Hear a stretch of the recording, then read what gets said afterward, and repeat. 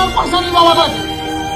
আমার বাবাকে আমি কোনোদিন দেখিনি একটা অনুষ্ঠান বাড়িতে গেছে, কেন? লজ্জা পেত, কারণ আত্মীয় স্বজনরা পরিচয় দিত না আমার বাবাকে, রিক্সা চালায় তাই। আমার বাবার আত্মসম্মানে লাগতো, তাই আমার বাবা কোনোদিন অনুষ্ঠান বাড়িতে যায়নি।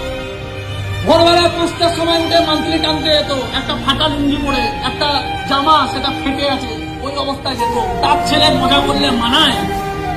তার ছেলে স্মার্ট করবে না মানায়? তার ছেলে যদি বলে আমার সম্মানে লাগে মানায়? তার ছেলে যদি বলে স্বপ্ন দেখতে ভয় লাগে মানায়? তার ছেলের একটাই স্বপ্ন থাকা উচিত, জীবনে দাঁড়াতে হবে।